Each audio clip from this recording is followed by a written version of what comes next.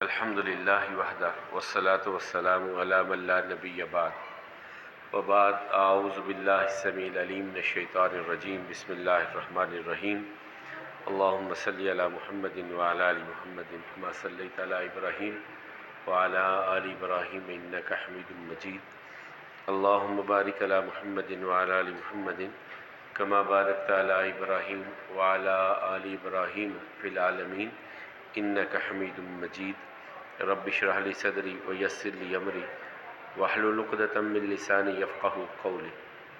محترم حضرات، کل ہم 3 اور 4 ہجری کے کچھ واقعات بیان کر رہے تھے۔ آج ہم 4 ہجری اور 5 ہجری کے کچھ واقعات آپ کے سامنے رکھنے کی کوشش کریں گے، اور میں کوشش کروں گا ان میں جتنا بھی اختصار آ سکے۔ خاص طور پہ جو ہے اس 4 ہجری میں نبی کریم صلی اللہ علیہ وسلم کے 2 بڑے غزوات 3 غزوات کے حوالے سے آج بات کریں گے، اور اسی طرح 2 نکاح نبی کریم صلی اللہ علیہ وسلم کے، اور اسی طرح جو ہے حضرت حسین ابن علی رضی اللہ عنہما ان کی پیدائش ہے، اور اسی طرح نبی کریم صلی اللہ علیہ وسلم کی ایک بیوی کا فوت ہو جانا، یعنی رسول اللہ صلی اللہ علیہ وسلم کی دوسری بیوی کا۔ پہلی تو حضرت خدیجہ مکہ میں فوت ہو گئیں، مدینے میں آ کر کے ایک جو فوت ہوئیں ان کا اور جنازہ پڑھنا، اسی طرح رسول اللہ صلی اللہ علیہ وسلم کے ایک نواسے کا فوت ہونا، یہ بہت ساری چیزیں ہیں جو آج انشاءاللہ آپ کے سامنے رکھیں گے۔ سب سے پہلا ہے احد میں حضرت عبداللہ بن جحش رضی اللہ تعالیٰ عنہ، جو رسول اللہ صلی اللہ علیہ وسلم کے پھوپھی زاد بھائی بھی تھے، شہید ہو گئے۔ تو ان کی بیوی جو بیوہ ہوئیں وہ حضرت زینب بنت خزیمہ رضی اللہ تعالیٰ عنہ تھیں۔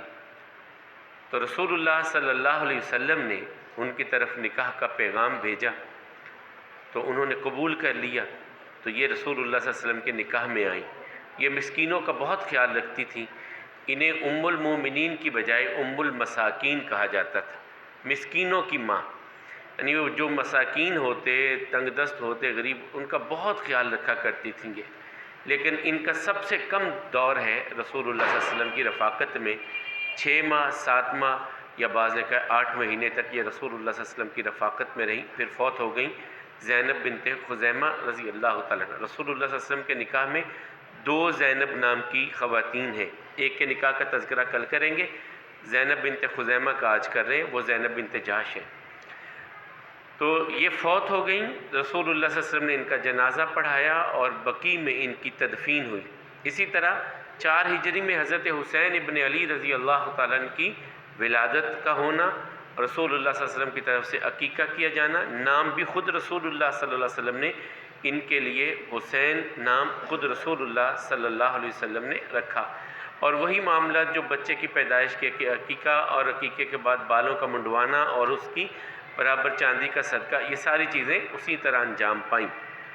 اسی طرح رسول اللہ صلی اللہ علیہ وسلم جب احد میں تھے تو ابو سفیان نے نیچے اعلان کیا تھا کہ اگلے سال مسلمانوں ہمارا تمہارا ٹاکرا بدر میں ہوگا۔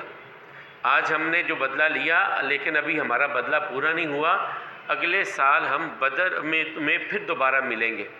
تو رسول اللہ صلی اللہ علیہ وسلم نے حضرت عمر سے کہا، انہیں کہو ٹھیک ہے، ایسا ہے تو ایسا ہی صحیح۔ وہ تسلیم کر لیا گیا۔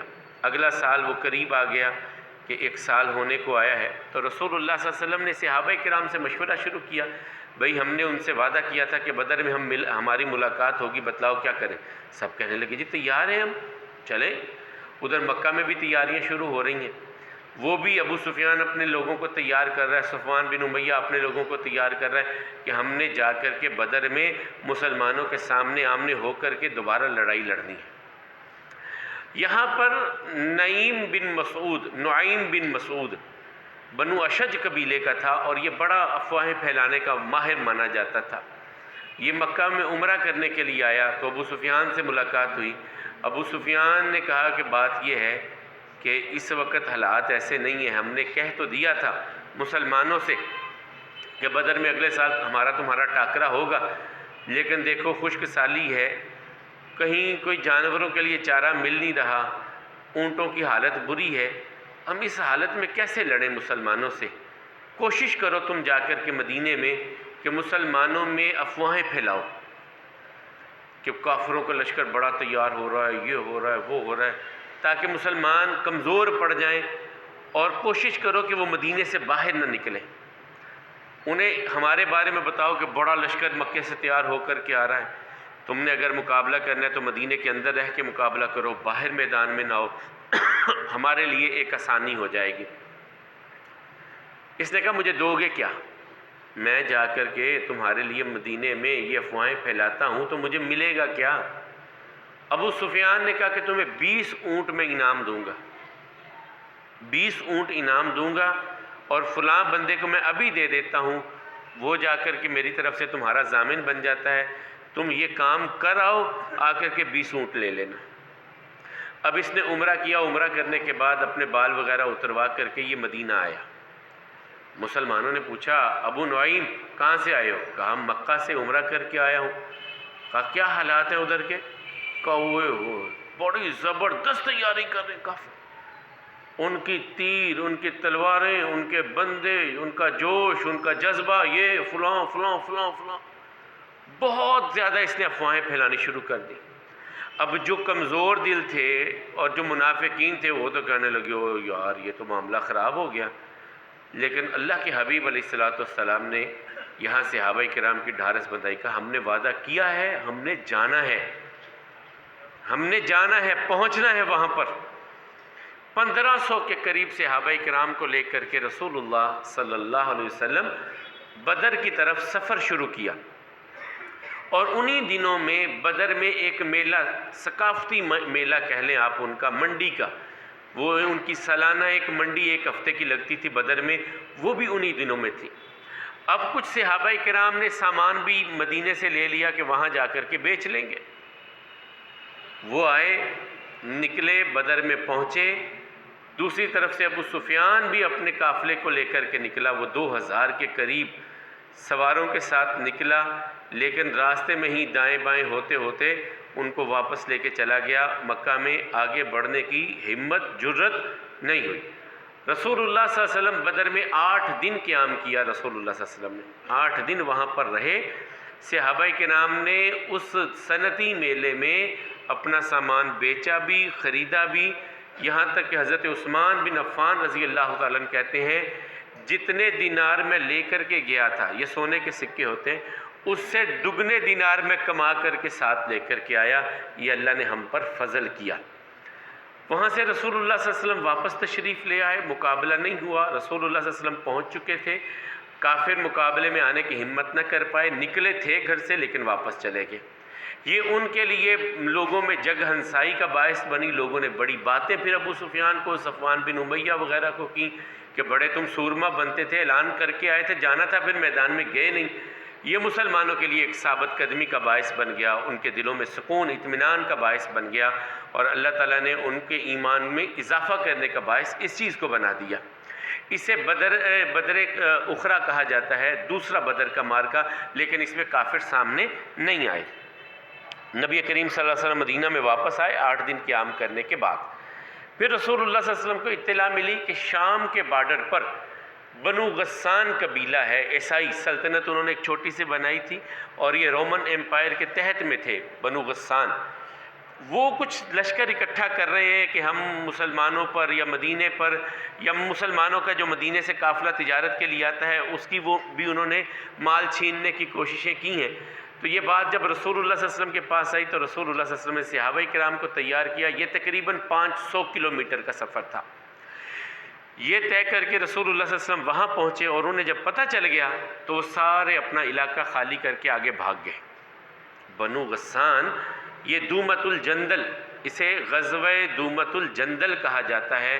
اس میں بھی عیسائی جو تھے وہ رسول اللہ صلی اللہ علیہ وسلم کے آنے کا سن کر اپنا علاقہ چھوڑ کر کے آگے بھاگ گئے تھے، اپنا علاقہ خالی کر گئے تھے، حالانکہ یہ لوگ پہلے لشکر اکٹھا کر رہے تھے مسلمانوں پر حملہ کرنے کے لیے، اور مسلمانوں کے تجارتی قافلوں کو لوٹ بھی رہے تھے، لیکن جب رسول اللہ صلی اللہ علیہ وسلم آئے تو یہ بھاگ گئے۔ اسی طرح تیسرا غزوہ جو ہے اس میں آیا وہ تھا غزوہ ذات الرقاع۔ ذات الرقاع بھی اسے کہا جاتا ہے، اور اس میں جو ہے غزوہ عجیب، عجیب کی جمع عجیب، اسے یہ بھی کہا جاتا ہے۔ اس میں بہت سارے ایسے واقعات ہوئے جو عام تصور میں نہیں آتے، یعنی بہت سارے آپ معجزات کہہ لیں اس واقعے میں ہوئے۔ اس کو جو ہے بنو انمار قبیلہ تھا اور بنو محارب، یہ بنو غطفان کی آگے ذیلی شاخیں تھیں۔ یہ لوگ مسلمانوں کے خلاف سازشیں کر رہے تھے، اکٹھے ہو رہے تھے۔ رسول اللہ صلی اللہ علیہ وسلم کو پتہ چلا تو اللہ کے حبیب علیہ السلام نے صحابہ کرام کو اکٹھا کیا، 400 کے قریب صحابہ کرام کو لے کر کے ان کے خلاف نکلے۔ ان کے خلاف نکلے جو عجیب واقعات ہیں، میں بہت آج مختصر کرنے کی کوشش کر رہا ہوں تاکہ ہم اپنی بات کو آگے لے کے جا سکیں۔ اس غزوہ میں بہت سارے عجیب معاملات بھی ہوئے۔ جب رسول اللہ صلی اللہ علیہ وسلم پہنچے تو یہ کافر بھی اپنا علاقہ چھوڑ کر کے، کچھ مویشی چھوڑ کر کے بھاگ گئے اپنا۔ اللہ کے حبیب علیہ السلام نے یہاں بھی کچھ دن قیام کیا، قضائے حاجت کے لیے جانے لگے۔ حضرت جابر بن عبداللہ رضی اللہ عنہ سے کہا کہ کوئی اوٹ تلاش کرو جہاں میں بیٹھ کر کے رفع حاجت کر سکوں، تو انہیں کوئی اوٹ نہ مل سکی۔ تو حضرت جابر بن عبداللہ رضی اللہ تعالیٰ نے کہا کہ یا رسول اللہ صلی اللہ علیہ وسلم اوٹ تو ایسی کوئی مجھے نہیں مل سکی، تو پھر کیا کروں؟ تو رسول اللہ صلی اللہ علیہ وسلم نے 2 درختوں کو بلایا، پاس آؤ۔ دونوں پاس آئے اور قریب ہو گئے، اور اللہ کے حبیب علیہ السلام نے وہاں قضائے حاجت کی اور پھر ان دونوں درختوں کو واپس اپنی جگہ پر بھیج دیا گیا۔ یہ صحیح مسلم کی حدیث ہے۔ رسول اللہ صلی اللہ علیہ وسلم کے لیے یہ ایک معجزہ ہوا کہ درختوں کو قریب بلایا، قضائے حاجت کی، پھر انہیں واپس اپنی جگہ پر۔ یہ عجیب، جو میں نے کہا نا، عجیب واقعات ہوئے۔ اسی طرح حضرت جابر بن عبداللہ ہی کہتے ہیں کہ ایک پانی نبی کریم صلی اللہ علیہ وسلم قضائے حاجت سے واپس آئے، کہا وضو کے لیے کہو، سب کو نماز کا وقت ہے۔ تو وضو کے لیے کہا گیا تو وضو کے لیے پانی نہیں ہے۔ تو میں نے آ کے کہا یا رسول اللہ صلی اللہ علیہ وسلم پانی تو کسی کے پاس بھی نہیں ہے۔ کہا کہیں سے تلاش کرو، فلاں انصاری کے پاس جاؤ، وہ اپنا ایک مشکیزہ سنبھال کے رکھتے ہیں پانی کا، ان سے پانی کا پتہ کر کے وہ مشکیزہ لے کر کے آؤ۔ کہتے میں ان کے پاس گیا تو ان سے کہا، انہوں نے کہا یار پانی تھا تو، لیکن اب تو صرف بالکل 1 آدھ گھونٹ رہ گیا ہے پانی کا، اس میں تو بالکل ختم ہو گیا۔ رسول اللہ صلی اللہ علیہ وسلم نے کہا تھا، میں واپس لے گیا۔ تو رسول اللہ صلی اللہ علیہ وسلم نے کہا ایک پیالہ لے کر کے آؤ۔ میں پیالہ لے آیا۔ اب رسول اللہ صلی اللہ علیہ وسلم نے اس میں ہاتھ ڈالا اور کچھ پڑا۔ کہتے میں نہیں جانتا کیا پڑا رسول اللہ صلی اللہ علیہ وسلم نے۔ پھر اس مشکیزے سے پانی کو اپنے ہاتھ پہ انڈیلا، کہا اس کو میرے ہاتھ پہ انڈیلا، نیچے پیالہ رکھا۔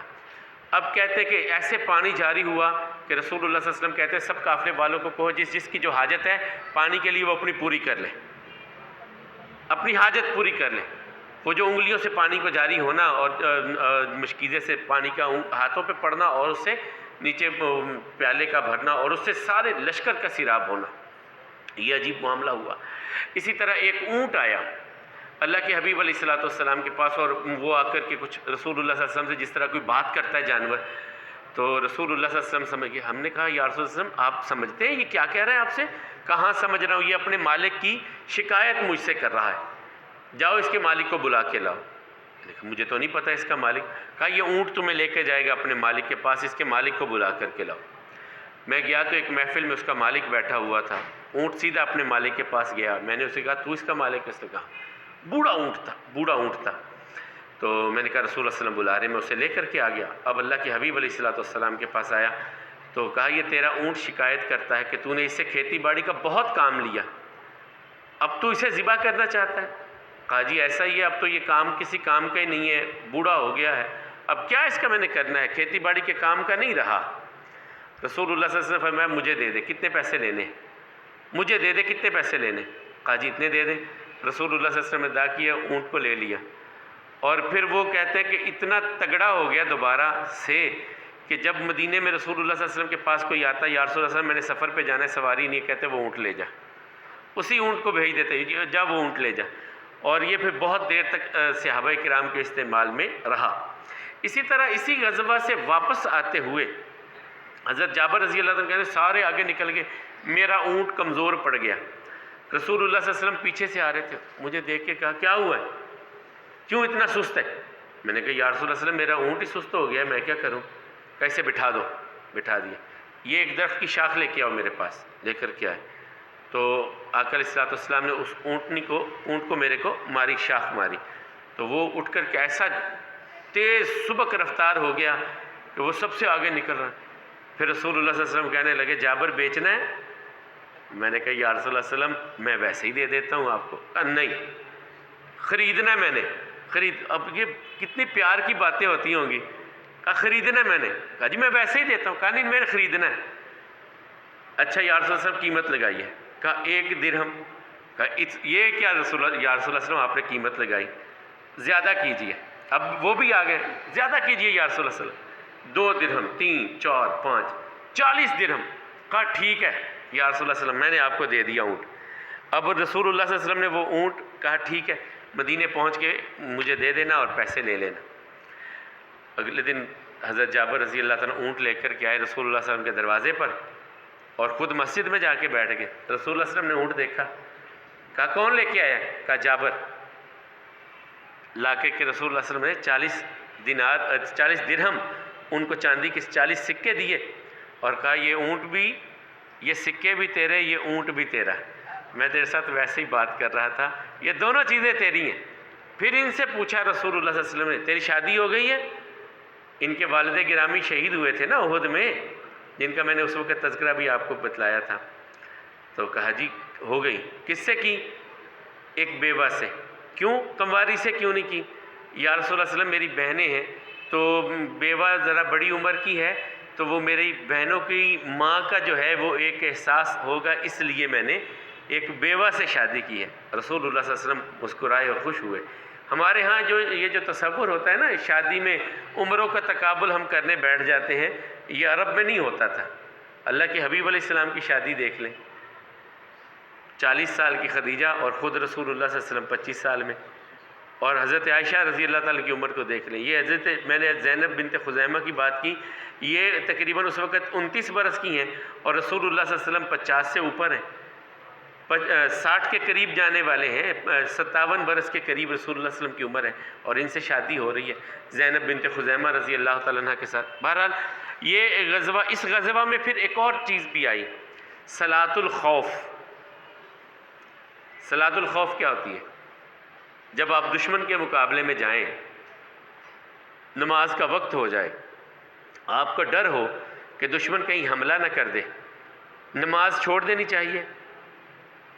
جہاد ہے, دشمن ہے, اللہ کے راستے میں نکلیں, وہ کون سا اپنے کام پہ نکلیں؟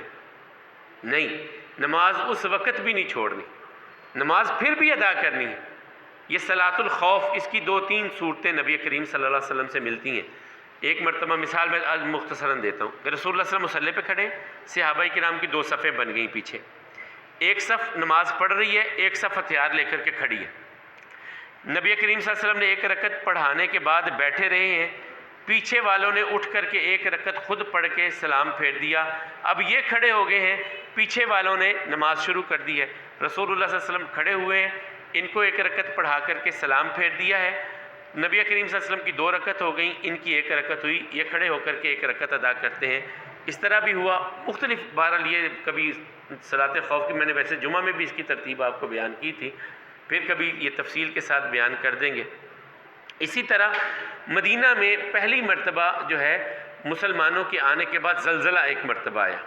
یہ 5 ہجری کے آغاز میں کہا جاتا ہے. زلزلہ آیا تو رسول اللہ صلی اللہ علیہ وسلم نے فرمایا اللہ تعالیٰ چاہتے ہیں کہ تم اللہ تعالیٰ سے توبہ کرو, اللہ تعالیٰ سے استغفار کرو.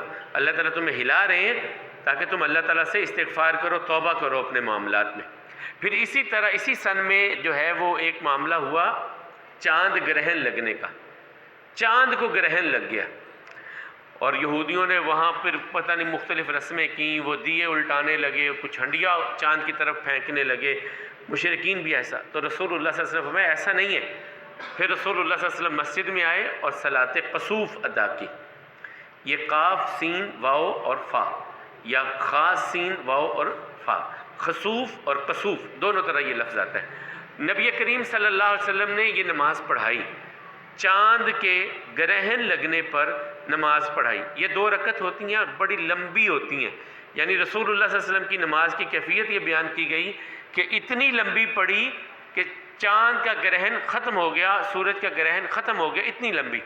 اور یہ وہ 2 رکعتیں ہیں جن میں 2 مرتبہ رکوع کیا رسول اللہ صلی اللہ علیہ وسلم نے. شروع کی نماز, رکوع میں چلے گئے, بڑی لمبی تلاوت کی پہلے, پھر رکوع میں چلے گئے, پھر رکوع سے اٹھے, دوبارہ قیام شروع کیا, دوبارہ تلاوت شروع کی, پھر رکوع کیا, بڑا لمبا رکوع کیا, پھر سجدہ کیا تو بہت لمبے سجدے کیے, پھر اسی طرح دوسری رکعت، یعنی ایک رکعت میں 2 مرتبہ رکوع اور 2 مرتبہ قیام کیا رسول اللہ صلی اللہ علیہ وسلم نے صلاۃ کسوف اور صلاۃ خسوف کے لیے۔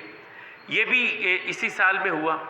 اسی طرح ایک بہت بڑا غزوہ جسے اسے جو پہلے ہم نے غزوے کا پڑھا، یہ ذات رقاع تھا۔ ذات رقاع اسے اس لیے کہا جاتا تھا، حضرت ابو موسیٰ اشعری رضی اللہ تعالیٰ عنہ کہتے ہیں کہ بڑے سخت پہاڑ تھے، ہمارے جوتے ٹوٹ گئے، پھٹ گئے جوتے پہاڑوں پہ چڑھتے چڑھتے، ہم نے اپنے پاؤں پہ کپڑے لپیٹ لیے، اس وجہ سے اس کو ذات الرقاع، یعنی جس غزوہ میں پاؤں پہ کپڑے لپیٹے گئے تھے، اس وجہ سے اس کو ذات الرقاع غزوہ کہا جاتا ہے۔ یعنی جوتے جو تھے وہ سخت پہاڑوں پہ چڑھتے چڑھتے وہ پتھروں کی وجہ سے پھٹ گئے، ٹوٹ گئے جوتے، تو ہم نے اپنے پاؤں پہ گرمی کی شدت اور پہاڑوں کی پتھروں کی سختی اور گرمی کی وجہ سے کپڑے لپیٹ لیے اپنے پاؤں پہ۔ ابو موسیٰ اشعری رضی اللہ تعالیٰ کہتے ہیں اس وجہ سے اسے ذات رقاع کہا جاتا ہے۔ چوتھا غزوہ جو اسی اثناء میں ہوا وہ غزوہ بنی مستلق ہے، اسے غزوہ موریسی بھی کہا جاتا ہے، غزوہ بنی مستلق بھی کہا جاتا ہے۔ اس غزوہ میں بہت سارے احکامات، بہت سارے معاملات ہوئے، اس لیے میں اسے رکھ رہا ہوں۔ بعض نے کہا یہ غزوہ احزاب کے بعد ہوا، کچھ نے غزوہ احزاب سے اسے پہلے کہا ہے، لیکن ہم اسے پہلے بیان کر دیتے ہیں کہ احزاب کے بعد پھر ہم کچھ اور چیزیں لے کر آئیں گے۔ غزوہ احزاب جو غزوہ بنی مستلق، یہ قبیلہ تھا، بنو مستلق ایک قبیلہ تھا، اس کا سردار تھا حارث بن زرار۔ یہ بعد میں رسول اللہ صلی اللہ علیہ وسلم کا سسر بھی بنا، مسلمان بھی ہوئے۔ یہ مسلمانوں کے خلاف بنو مدلج کو لے کر کے چڑھائی کرنا چاہتے تھے مکے والوں پر۔ رسول اللہ صلی اللہ علیہ وسلم نے حضرت بریدہ اسلمی رضی اللہ تعالیٰ کو بھیجا، جاؤ ان کے حالات کا پتہ کر کے آؤ، یہ میرے پاس باتیں آ رہی ہیں کہ بنو مستلق اور بنو مدلج مدینے پر حملہ کرنا چاہتے ہیں، جا کر کے خبر لے کر کے آؤ۔ حضرت بریدہ رضی اللہ تعالیٰ عنہ گئے، آ کر کے واپس بتلایا، یا رسول اللہ صلی اللہ علیہ وسلم یہ بات سچ ہے، اس میں حقیقت ہے، وہ تیاری کر رہے ہیں۔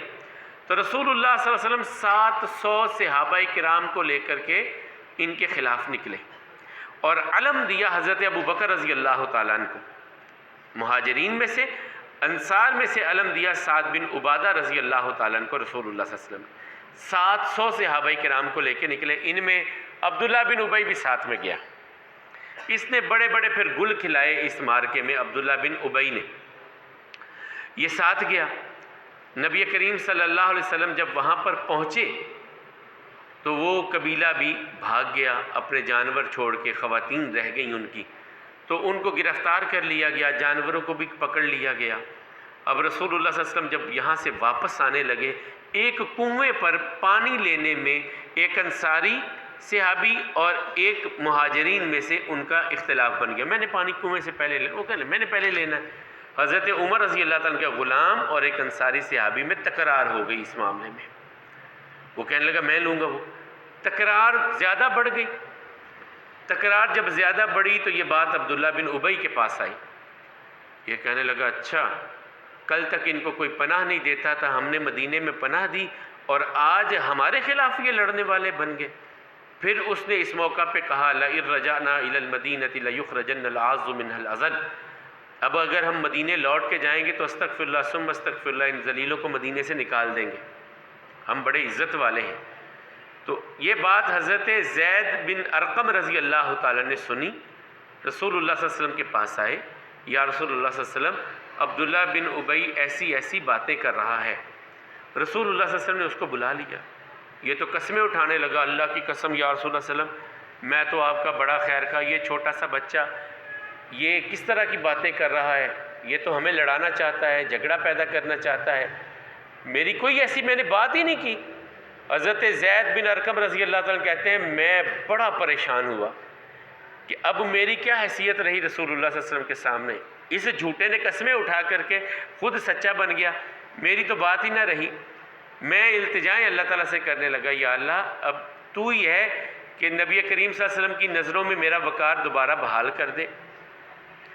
اللہ تعالیٰ نے پھر آیات نازل کی قرآن کریم کی کہ یہ جھوٹا منافق جو ہے نا، اس نے واقعی یہ باتیں کی تھیں، اس نے یہ باتیں کی تھیں۔ اب صحابہ کرام نے اجازت مانگی، یا رسول اللہ صلی اللہ علیہ وسلم اجازت دے تو اسے قتل کر دے۔ رسول اللہ صلی اللہ علیہ وسلم فرمایا نہیں، میں ایسا نہیں چاہتا کہ لوگ کل یہ کہیں کہ محمد صلی اللہ علیہ وسلم اپنے ساتھیوں کو قتل کرواتے پھرتے ہیں، میں ایسا نہیں کرنے والا۔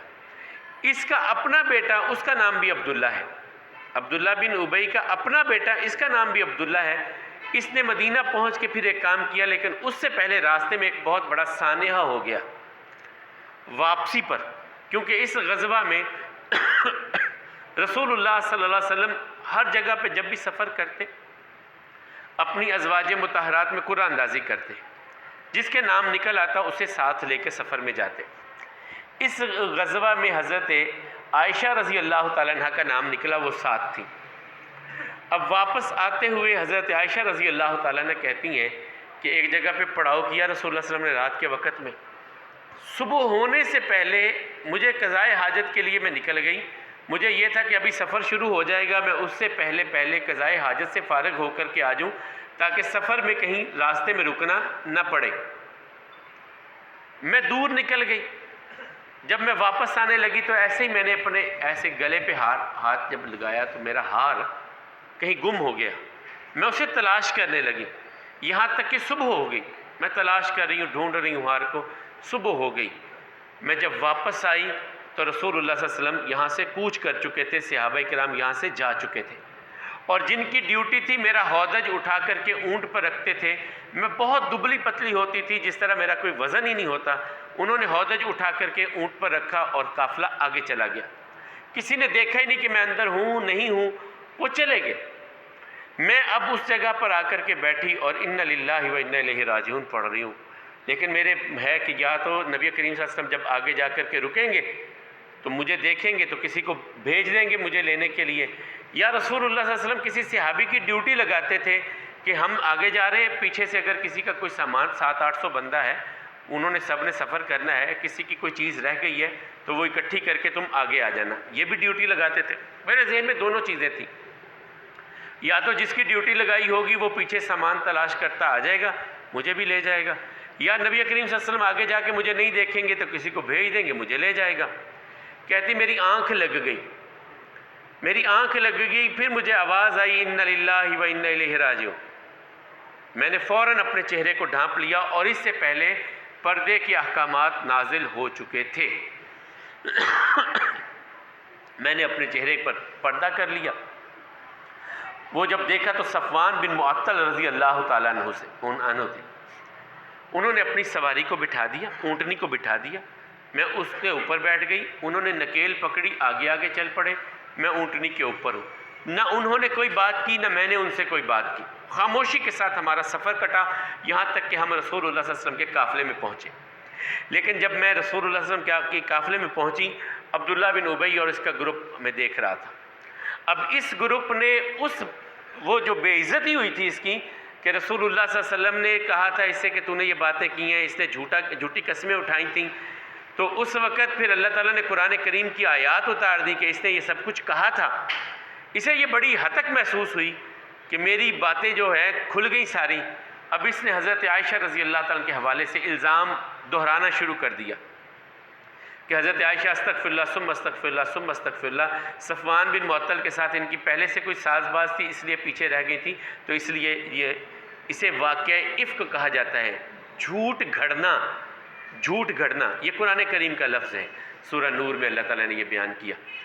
تو یہ افواہ پھیلا دی اس نے پورے منافقین، اور منافقین کے اس پراپیگنڈے کا شکار بہت سارے نہیں، 3 خاص طور پہ، صفوان بن معطل، حسان بن ثابت، اور جو ہے مصطح بن اساسہ، اور اسی طرح حمنہ بنت جہش۔ یہ لوگ اس پراپیگنڈا کا، یہ صحیح یعنی ایمان والے صحیح صحابہ کرام، حسان بن ثابت شاعر رسول ہیں، وہ بھی اس پراپیگنڈے کا شکار ہو گئے۔ حضرت عائشہ کہتے ہیں مجھے کوئی اس بارے میں نہیں پتا، میں مدینے آ گئی، دن گزرتے گئے، لیکن رسول اللہ صلی اللہ علیہ وسلم کا رویہ میرے ساتھ تھوڑا سا بدل گیا۔ میں نہیں سمجھ رہی تھی کیا وجہ بنی ہے کہ رسول اللہ صلی اللہ علیہ وسلم کا میرے ساتھ وہ رویہ نہیں ہے جو پہلے ہوتا تھا۔ مجھے کچھ بخار سا ہو گیا۔ ایک دن شام کے وقت میں مصطح بن اساسہ کی والدہ کے ساتھ نکلی قضائے حاجت کے لیے باہر، تو مصطح بن اساسہ کی والدہ کو ٹھوکر لگی، پاؤں کو ٹھوکر لگی۔ اس نے اپنے بیٹے کے بارے میں ایسے کہا کہ اللہ اسے ہلاک کر۔ میں نے کہا تو اپنے بیٹے کے بارے میں ایسی بات کیوں کہہ رہی ہے، وہ اللہ کے نبی کا صحابی ہے۔ کہا تو نہیں جانتی جو الزام لگانے والے تجھ پر عائشہ ان میں میرا بیٹا بھی ہے۔ کہا کون سا الزام؟ حضرت عائشہ کہتی کون سا الزام؟ کہا تمہیں نہیں پتا؟ میں نے کہا اللہ کی قسم مجھے نہیں پتا۔ کہا یہ پروپیگنڈا پورے مدینے میں آپ کے بارے میں ہو رہا ہے۔ کہتی ہے مجھے اتنی اس بات کو سن کر کے اس طرح مجھ پر بخار طاری ہوا، میرا جسم خزاں رسیدہ پتے کی طرح کانپنے لگا کہ یا اللہ یہ کیا میرے ساتھ بن گیا، یہ میرے ساتھ کیا معاملہ آ گیا، مجھ پر یہ الزام لگا ہے اور مجھے پتہ ہی نہیں ہے۔ میں گھر آئی تو رسول اللہ صلی اللہ علیہ وسلم آئے، مجھ سے پوچھا عائشہ کیا حال ہے؟ میں نے کہا بہتر ہوں۔ تو کہا یا رسول اللہ صلی اللہ علیہ وسلم اگر آپ مجھے اجازت دیں تو میں اپنے ابا جان کے گھر نہ چلی جاؤں؟ کہا ہاں چلی جاؤ۔ میں اپنے ابا جان کے گھر جب گئی تو میری اماں ام رومان سے میں گلے مل کے میں نے خوب آنسو بہائے میں بہت روئی۔ میں نے اماں یہ میرے ساتھ کیا بنا؟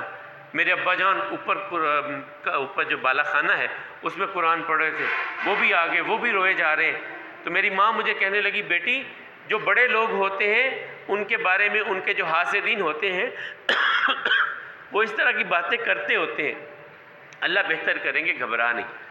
کہتی میرا دن میری رات اسی طرح گزر رہی تھی، میں روئے جا رہی تھی، جسم میرا سوکھ کر کے کانٹا بن گیا، نہ مجھے کھانے کا ہوش نہ مجھے پینے کا ہوش، بس ایک التجا کر رہی تھی یا اللہ میرے ساتھ اتنا بڑا الزام مجھ پر، لیکن ایک دل میں یقین تھا کہ اللہ تعالیٰ میری برات ضرور ظاہر کریں گے۔ اور دوسری طرف رسول اللہ صلی اللہ علیہ وسلم صحابہ کرام سے مشورہ کر رہے ہیں۔ سیدنا جو ہے علی رضی اللہ تعالیٰ عنہ، سیدنا زید رضی اللہ تعالیٰ عنہ، پھر گھر کام کرنے والی بریرہ جو حضرت عائشہ رضی اللہ تعالیٰ کی غلام تھی اور گھر کے کام کاج کرتی تھی، آٹا وغیرہ گوندتی تھی، کھانا وغیرہ بناتی تھی، ان سے پوچھا۔ پھر رسول اللہ صلی اللہ علیہ وسلم نے اپنی باقی بیویوں سے پوچھا کہ تم بتلاؤ کہ تمہارا عائشہ کے بارے میں کیا خیال ہے؟ سب نے کہا ہم نے ان میں خیر کے سوا کچھ نہیں دیکھا۔ حالانکہ سوکنے کہہ سکتی تھی، لیکن سب نے کہا ہم نے خیر کے سوا عائشہ میں کچھ نہیں دیکھا۔ پھر یہی بات حضرت ابی ابن قعب رضی اللہ تعالیٰ کہتے ہیں میں اپنے گھر میں تھا، میں اور میری بیوی باتیں کرنے لگے، میری بیوی کہنے لگی دیکھو عائشہ پہ کیسا الزام لگا۔ میں نے کہا اپنی بیوی سے کیا تم ایسا کر سکتی ہو؟ کہا اللہ کی قسم ابی میں تو اس طرح کے کام کا سوچ بھی نہیں سکتی۔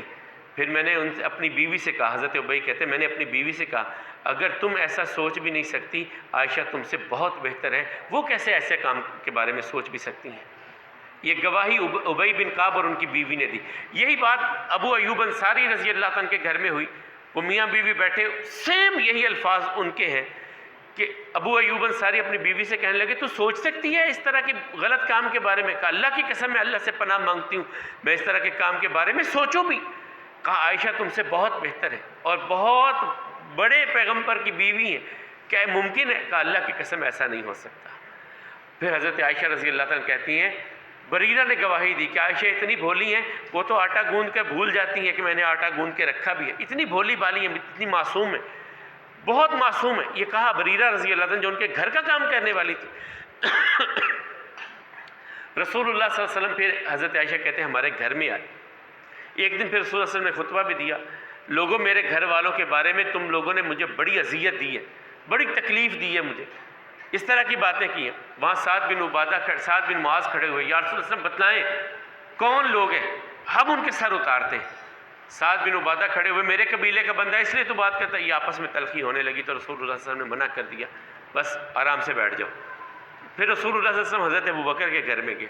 حضرت عائشہ رضی اللہ عنہ کہتی ہیں کہ میں لیٹی ہوئی تھی، رسول اللہ صلی اللہ علیہ وسلم آئے، میری ماں نے کہا اٹھ کے استقبال کر، لیکن میرے جسم میں ہمت ہی نہیں تھی، میں اس طرح بیمار رہ کر اتنے غم میں مبتلا ہو کر کے میرے جسم میں سکت نہیں تھی کہ میں اٹھ کر کے رسول اللہ صلی اللہ علیہ وسلم کا استقبال کرتی۔ رسول اللہ صلی اللہ علیہ وسلم آ کر کے بیٹھ گئے۔ پھر رسول اللہ صلی اللہ علیہ وسلم فرمایا عائشہ اگر تجھ سے غلطی ہو گئی تو اللہ سے معافی مانگ، اگر نہیں تو اللہ تعالیٰ تیری پاکیزگی طہارت بیان کر دیں گے۔ کہتے ہیں میں نے کہا میرا تو حال یوسف کے باپ جیسا ہے، مجھے یعقوب علیہ السلام کا نام بھی بھول گیا۔ میں نے کہا یوسف کے باپ جیسا ہے، بیٹا بھی گنوایا اور لوگوں سے باتیں بھی سنی۔ وہ سورہ یوسف میں ہے نا کہ جب یوسف علیہ السلام انہوں نے کہا جاؤ یا پتہ تو کرو بیٹے کا، دیکھو تو صحیح، ابا جان آپ کو ہر وقت یوسف کی پڑی رہتی، تو وہ اس طرف اشارہ کیا، کہا ایک طرف مجھ پہ الزام ہے، ایک طرف آپ یہ بات کہتے۔ کہتی میں جب دیکھا کہ نبی کریم صلی اللہ علیہ وسلم کے چہرے پر وہ کیفیت آ گئی جب وحی اترنے کی ہوتی تھی، میں خاموش ہو گئی۔ اب یہاں پر وہ کیفیت ہوتی تھی، یہ جبین اطہر پر پسینے کے قطرے آ جاتے سخت سردی میں بھی، اور جس طرح موتی ہوتے اس طرح پسینہ ہوتا تھا رسول اللہ صلی اللہ علیہ وسلم۔ میں خاموش ہو گئی۔ رسول اللہ صلی اللہ علیہ وسلم نے آنکھیں کھولی اور مسکرائے، کہا عائشہ خوش ہو جا، اللہ نے تیری پاکیزگی بیان کر دی۔ کہتے ہیں حضرت عائشہ کہتی ہیں میری ماں نے کہا اٹھ نبی کریم صلی اللہ علیہ وسلم کا شکریہ ادا کر۔ میں نے کہا پہلے اس رب کا شکریہ ادا کروں گی جس رب نے میری پاکیزگی اور طہارت بیان کی ہے۔ تو کہتی ہیں کہ پھر رسول اللہ صلی اللہ علیہ وسلم نے وہ جب سورہ نور کی وہ آیات پڑھی کہ ایمان والوں کو تو اسی وقت کہنا چاہیے تھا جب یہ بات آئی تھی کہ یہ جھوٹ ہے، ایمان والوں کو اسی وقت کہہ دینا چاہیے تھا، کیوں دیری کی ایمان والوں نے؟ کیوں یہ بات اس وقت ان لوگوں نے نہیں کہی؟ انہیں تو اسی وقت کہنا چاہیے تھا، ھذا بہتان عظیم، یہ عظیم بہتان ہے، یہ تو اسی وقت ان کو کہہ دینا چاہیے تھا۔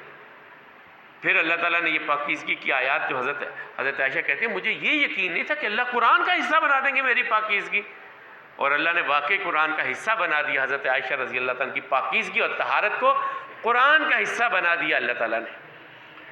پھر حضرت عائشہ رضی اللہ تعالیٰ کہتی ہیں ہم آگے، اب اسی موقع پر جو غزوہ بنی مصطلق کی خواتین قیدی آئی تھیں، ان کا ایک بڑا معاملہ آ گیا۔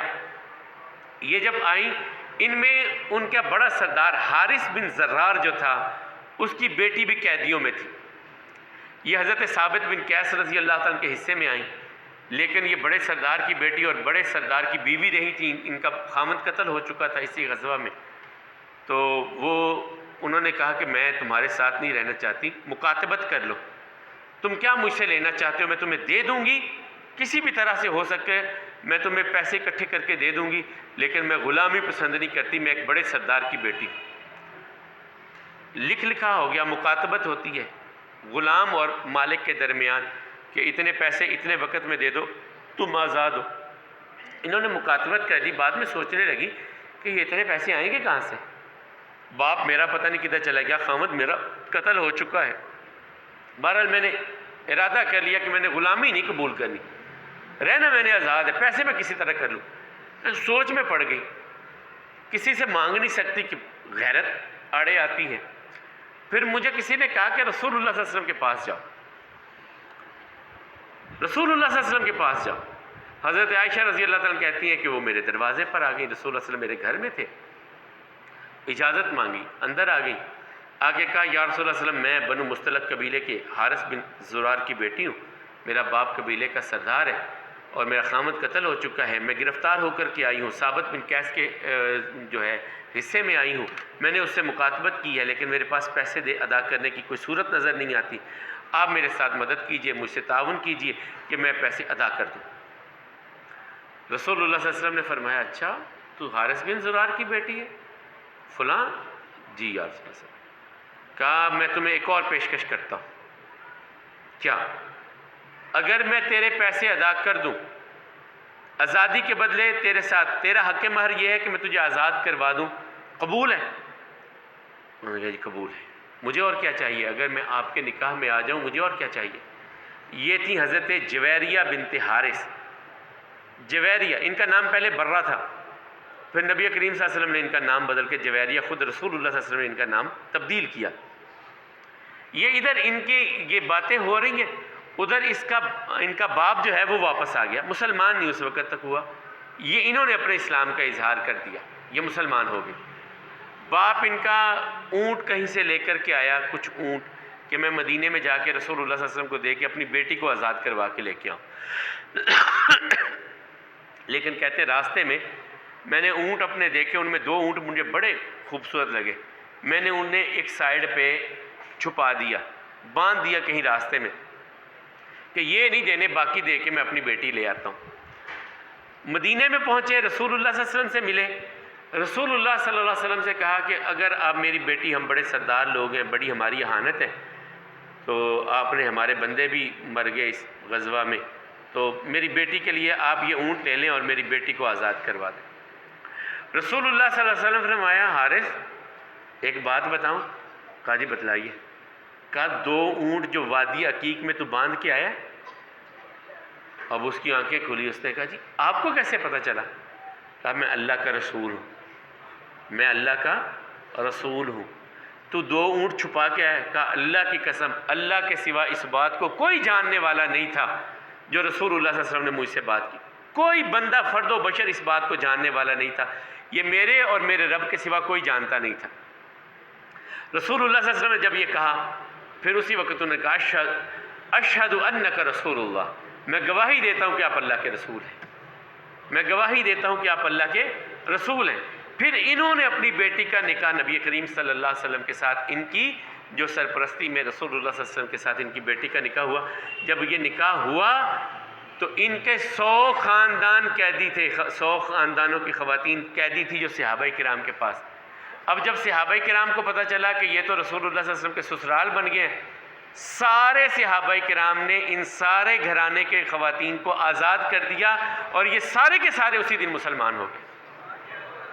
انہوں نے کہا یہ کیسے ہے کہ رسول اللہ صلی اللہ علیہ وسلم کے سسرال کو ہم اپنے غلام بنا کے رکھیں، یہ تو اب رسول اللہ صلی اللہ علیہ وسلم کے سسرال کا خاندان ہے، سب نے آزاد کر دیا.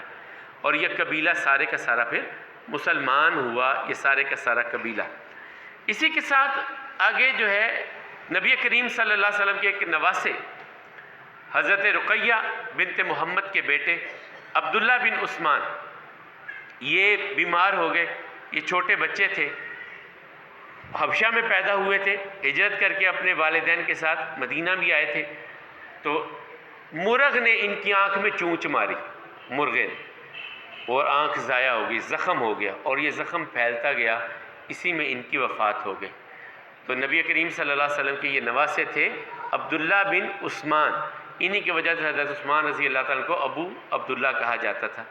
پھر نبی کریم صلی اللہ علیہ وسلم نے ان کا جنازہ بھی پڑھایا اور حضرت عثمان نے خود اپنے بیٹے کو قبر میں اتارا. یہ بھی اسی سن کا واقعہ ہے. اس کے بعد ہم جائیں گے آگے کل غزوہ احزاب کی طرف، اور اس کے ساتھ ایک بہت بڑا نبی کریم صلی اللہ علیہ وسلم کا نکاح بھی، اور اس وقت کے معاشرے کی ایک بہت بڑی رسم کو توڑا جانا جو بچہ لے کے ہم پالتے ہیں، اس کے حوالے سے وہ باتیں انشاءاللہ ہم کل لے کر کے آئیں گے. اور اس کے ساتھ ہی غزوہ احزاب اور حضرت زینب بنت جہش کا نکاح رسول اللہ صلی اللہ علیہ وسلم کے ساتھ، اور حضرت زینب بنت جہش کا تعارف. آج ہم نے جو چیزیں تھیں نبی کریم صلی اللہ علیہ وسلم کی دوسری بیوی فوت ہونے والوں میں، پہلی کون سی تھی؟ حضرت خدیجہ. دوسری کون سی؟ حضرت زینب بنت خزیمہ. زینب بنت خزیمہ 2 بیویاں رسول اللہ صلی اللہ علیہ وسلم کی زندگی میں فوت ہوئی ہیں. نام اب کل ذہن میں رہنے چاہیے، حضرت خدیجہ اور حضرت زینب بنت خزیمہ. اور اسی 4 ہجری میں حضرت حسین رضی اللہ تعالیٰ عنہ کی پیدائش، اور نبی کریم صلی اللہ علیہ وسلم کے نواسے حضرت رقیہ بنت محمد کے بیٹے عبداللہ بن عثمان کی وفات. غزوہ بنی مستلق اور اس سے واپسی پر افق کا ہونا، حضرت عائشہ پر الزام لگنا، اور اس کے بعد حضرت اللہ تعالیٰ کی طرف سے برات کا اترنا، اور اسی طرح غزوہ ذات الرقاع، غزوہ دومت الجندل، یہ غزوے میں نے آپ کے سامنے رکھنے کی کوشش کی ہے. احزاب وہ غزوہ پھر آگے آئے گا جسے ہم عام معنی میں خندق کے نام پر جانتے ہیں. احزاب حزب کی جمع ہے، حزب گروہ کو کہتے ہیں. یہ بہت سارے گروہ مل کر کے آئے تھے، ان کے نام پر پھر سورہ احزاب بھی قرآن کریم میں ہے. یہ کیسی جنگ لڑی گئی جو عرب میں اس سے پہلے اس طرح کی جنگ نہیں لڑی گئی تھی. ایک نیا طریقہ تھا رسول اللہ صلی اللہ علیہ وسلم کا اس جنگ میں جو اس سے پہلے عرب میں نہیں ہوتا تھا.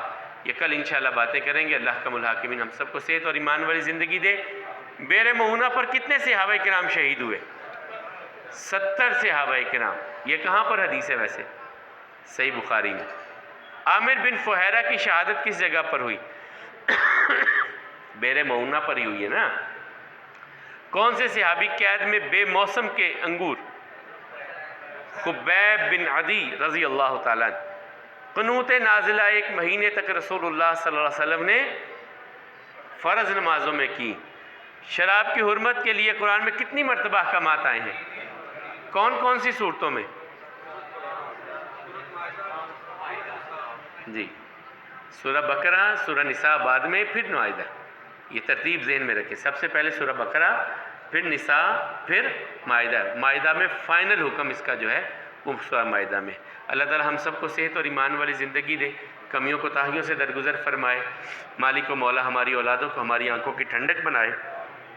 اور ہم سب کی کمیوں کوتاہیوں سے درگزر فرمائے اور ان راہوں پہ چلائے جو راہیں جنت کی طرف جانے والی ہیں، جہنم کے راستے سے ہماری اولادوں کی حفاظت فرمائے۔ اقول قولی ھذا والحمد للہ، استغفر اللہ لی ولکم ولسائر المسلمین۔